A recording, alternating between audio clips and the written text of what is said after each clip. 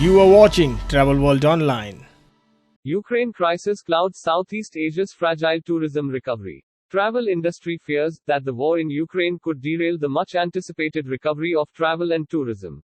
Today we have Mr. Subhash Goyal. He is an authority on tourism, especially on aviation sector. Rajiv Mehra, President Indian Association of Tour Operators, Mr. Rajan Sehgal, President, Indian Golf Tourism Association, and Mr. Rajiv Kohli, Joint MD Creative Travel.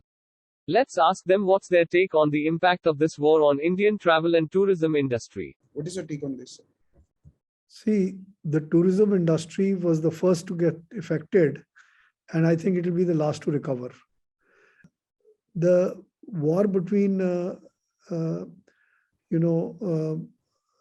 Russia and Ukraine, and the invasion of Russia in Ukraine is the greatest, I think, tragedy in the modern times, not only for India, but the whole world.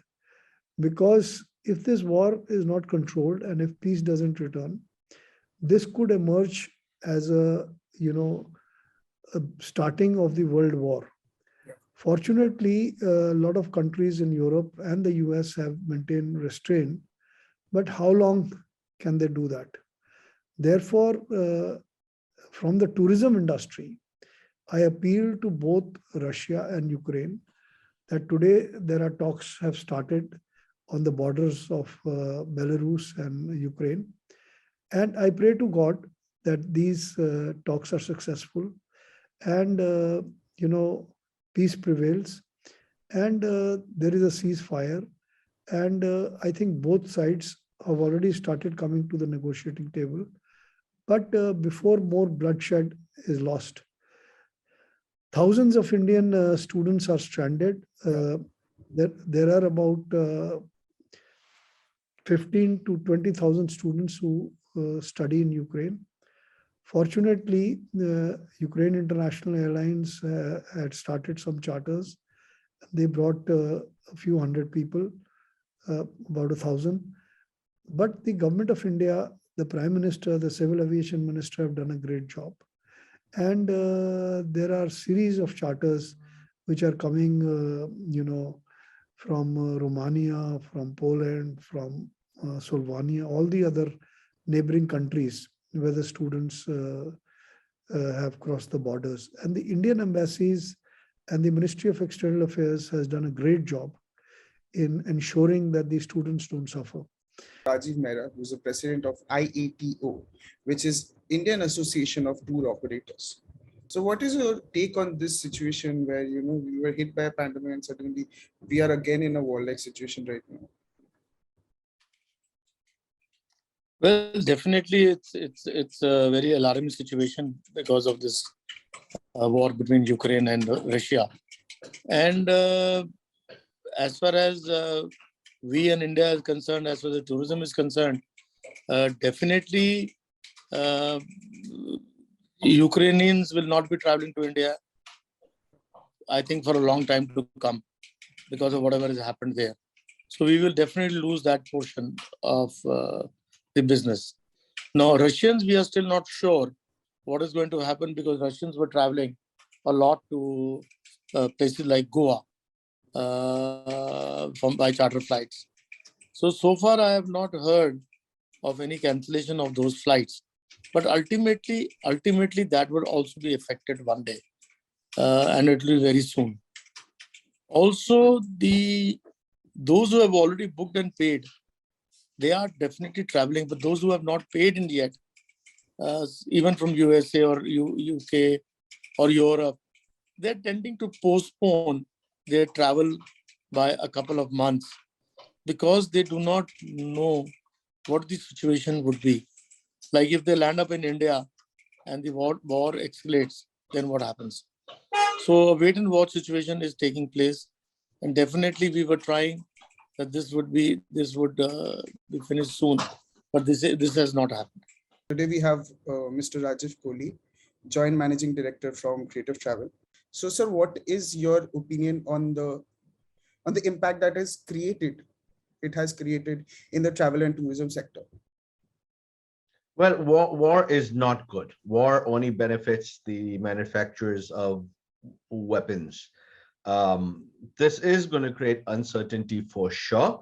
It is going to create escalation on prices globally, given that Russia is a significant exporter of oil and natural gas. We are going to see disruptions in airspace and already been seeing that where international airlines are avoiding that region. If we go back and remember about 2 years ago, 3 years ago, the Malaysian Airlines aircraft was downed in that region, deliberately or by mistake, whatever. So yes, this is not great news. Is it the end of the world for tourism? Absolutely not. It is a regional conflict, and unfortunately, that region is going to feel the brunt on tourism. Europe is going to feel the brunt on tourism. Whether India and Asia feel the effect, I think it's early days and probably unlikely because it's not a new incident in some ways. So basically, even Russia is an important market for Indian tourism and travels.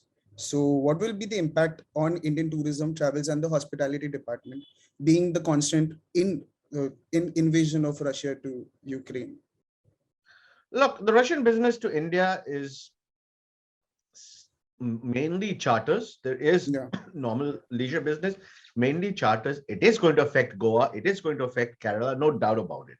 yeah. I'm sure they're all looking forward to Russian planes landing every day with travelers.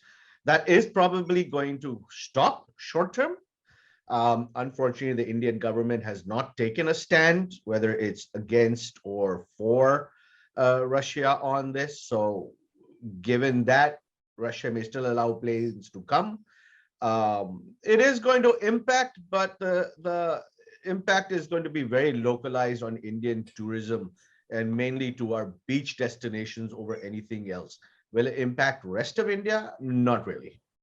Today we have Rajan Sagalji, who is the president of India Golf Tourism Association and co-chairman Tourism Committee of PhD Chamber of Commerce and co-founder Passionals. So what is your take on this and how it has affected the tourism industry? Okay, namaskar to everyone. As you know, this pandemic has made the entire travel and tourism industry to a standstill from the last 2 years. There was no movement, and we started domestic tourism for almost 4 to 5 months. Then the third wave came, and again, even the domestic tourism stopped. But the third wave was not that crucial. We overcome that, and everybody was waiting. The flights are international flights were going to open in the first week of March, and everybody in the travel industry was very, very happy and welcomed the decision of opening the international routes. But as you said, suddenly this warlike situation which was erupting between Ukraine and Russia, and it is now happening from last 3 days, which made the world again on a standstill, and especially the Indians who are looking forward to go to Europe and Eastern European countries, which have become very, very popular in the last few years before pandemic. They were all planning to go there in the summer, but I think uh, this war has given a big jolt to the travel and tourism industry again, and especially to the aviation industry, because of this war, everything will be very, very costly, whether it's a fuel or cost of living, and that the first of all, the safety. People were panic about COVID. Now they are panic about this war, the war-like situation. We are watching Ukraine from the last 3 days, how the country is damaging every day. So no tourist wants to go to these areas. Yeah. Even adjoining countries, they don't want to go because, especially after this pandemic, they want a very peaceful and comfortable travel. Yeah. And I think it has affected a lot. So what's your take on especially the flights en route to Russia or Ukraine? Look, I think it will take another now 4 to 5 months to normalize this part of the world. The traffic will start. I think the Asian countries, especially the Thailand, Vietnam, Malaysia, Sri Lanka, Maldives. They are the countries which Indians will go and travel once the flights will open as announced by the government of India in the first week of March. 15th March, But I to guess. Europe and other parts of the Eastern European countries, I don't think people will be ready to travel in the next maybe 5 to 6 months, because the situation is very bad. Even the people of Ukraine and the students who are there from other parts of the world, from India also, they are running from this country and taking refuge in the adjoining Eastern European countries.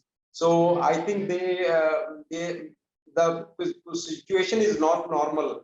And as I told you, the future travel, people wants to be a very safe and responsible travel, which Europe and this part of the world will not give them for the next 5 to 6 months. So it's a big jolt. I think we have to concentrate still on domestic tourism and the Asian countries like Thailand, Vietnam, Sri Lanka, Maldives, and other places. Europe will be another, I think, 6 months gone far away from us. You are watching Travel World Online.